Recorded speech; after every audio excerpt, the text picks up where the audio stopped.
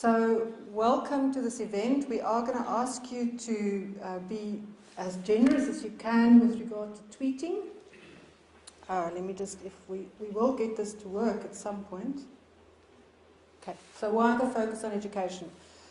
The Global Sustainable Development Goals has been ratified by the UN and by countries around the world, and the absolute agreement by all these people is that at the heart of all these Sustainable Development Goals is education.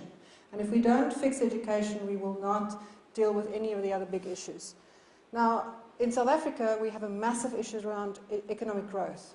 And there's some research out recently that shows that there's a direct correlation between the human capital development in a country, and specifically the results of this test that kids should write at 15-year-olds, and how that correlates to economic growth. And nowhere in the world has any country shown sustained economic growth without improving the outcomes of the academic results in the schools.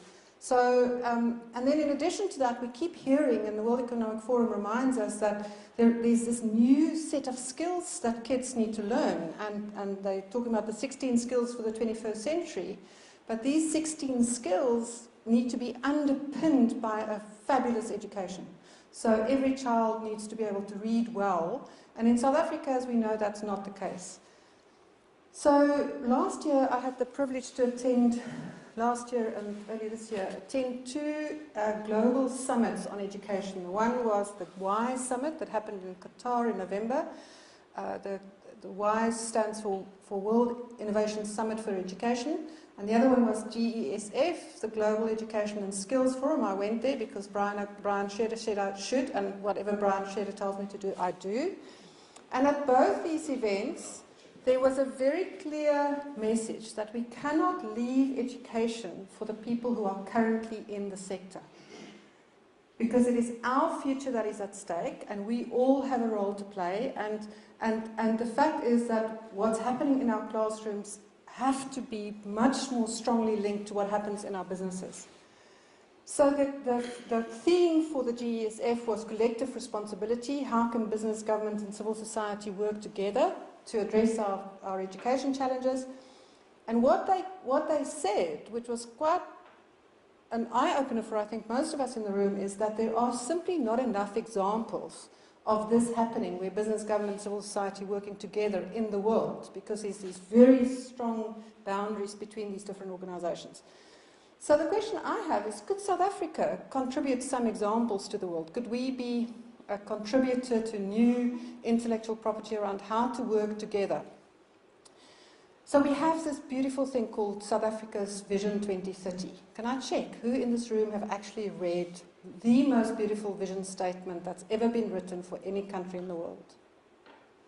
One, two, few people. So I'm going to tell you a little story about that in a minute. But underpinning this, or kind of towards this vision statement, there is the National Development Plan. And this is the plan to how we're going to get from where we are to where we need to get to. But we have to recognize there's only 15 years left, so we really have to get our ducks in a row now. And the agreement seems to be, there was a Vision 2030 conference in Joburg last week. The agreement is that it's a good plan. It just now needs to be implemented. We just need to stop talking about it and faffing around and actually implement it. And the key enablers for this plan are, firstly, business, government, civil society working together. There seems to be a theme here around collaboration. A courageous leadership, and thirdly, a more capable government. We need to strengthen capacity in our government, in education, in local government, in health.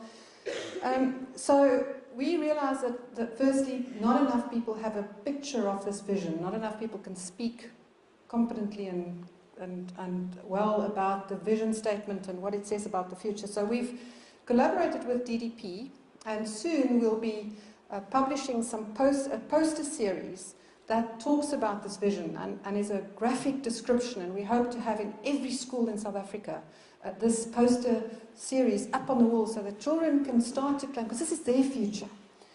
And this poster series it's got the themes from the vision statement, so if I just go there, the words from the vision statement, and then pictures, and then some enablers about how will we get there. So we are one nation, Yeah, so these the poster series will be available soon, and I'm really doing a bit of a punt for these. I think they are so amazing. They're done by South African artists, and they're helping us to really get our heads around this future that we are committed to and should be committed to for our children. We are always learning, with some beautiful symbols there.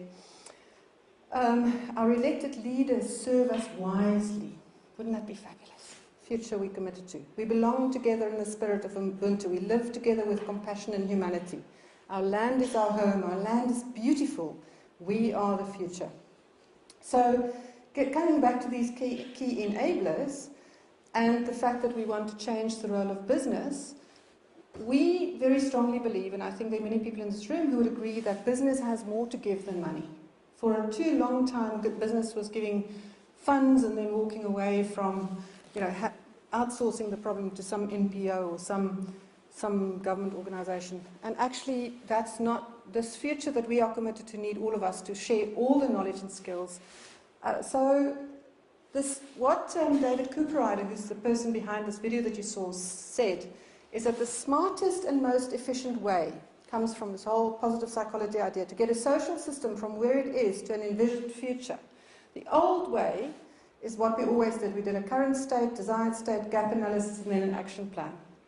But actually, a much more efficient way is to spotlight local achievements, which you've seen in the video, magnify the thinking that sparks the inspiration, identify the best, network the best, story tell the best, and then hope that people are inspired to implement, rather than thinking that has to be driven from some top-down arrangement. So that's what we're doing here today. We're going to magnify, spotlight achievements, we're going to magnify some thinking, we're going to hopefully tell some great stories, and then you're going to be inspired to implement some of it.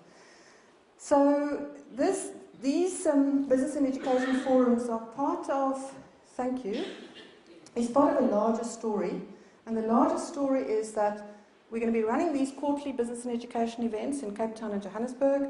We will then next year host a summit, the South Africa 2030 Education 2030 Summit, and it's going to be a strategic education summit bringing together all these different people and facilitating collaboration and sharing of good practice and building a community. Now, we want the experience to be an example of our theory. So we want the experience to be one where we are all working together in a spirit of collaboration and abundance and generosity. So we're inviting everybody in this room to join us. So if any of you want to play with us as we plan this summit, please join us, because it's going to be a lot of fun. So today, we're going to be identifying, networking, storytelling, with the expectation that that will inspire you to do things. And the first person up is Ainsley Moos. And Ainsley is Ainsley, what's your formal title? Head of Office of the Group Chief Executive of Sanlam. This is a big job. And Ainsley has been working one-on-one with a school principal in an previously under-resourced school. He's starting to get more resourced. So Ainsley, over to you.